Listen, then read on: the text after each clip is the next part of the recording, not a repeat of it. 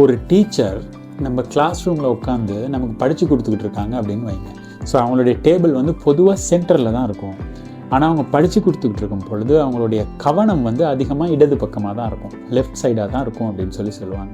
So அவங்களுடைய கவனம் அதிகமாக இருக்கிறனால லெஃப்ட் சைடில் அவங்க சொல்கிற விஷயங்கள் நிறைய லெஃப்ட் சைடுக்கு தான் வேவ், அந்த அலைகள் வந்து நிறைய போயிட்டு பாசிட்டிவாக அவங்களுக்கு போய் சேரும். இந்த பக்கம் பார்க்குறது ரொம்ப குறைவாக இருக்கும், வலது பக்கம்.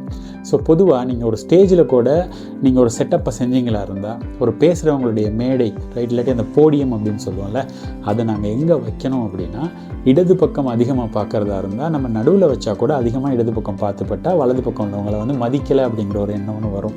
அதனால் நம்ம இடது பக்கமாக போடியமை வைக்காமல் நம்ம வலது பக்கம் கோனரில் தான் பொதுவாக பேசுகிற போடியமாக வைக்கணும். அப்படி வைக்கும் பொழுது அந்த அப்சர்வ் பண்ணுற நேரம் அவங்க நேரடியாக இப்படியே பார்ப்பாங்க, பார்த்துட்டு பேசுவாங்க, இடது பக்கம் பார்ப்பாங்க. அப்போ அவங்களுக்கு வலது பக்கம் பார்க்க வேண்டிய தேவையில்லை, வலது பக்கம் இருக்கிறது ஃபுல்லாக சுவராக தான் இருக்கும். அப்போ அவங்க பார்த்துட்டு பேசும் பொழுது அந்த அலைகள் வந்து அந்த வேவ்ஸ் அந்த அறை முழுதுமே போய் சேரும்.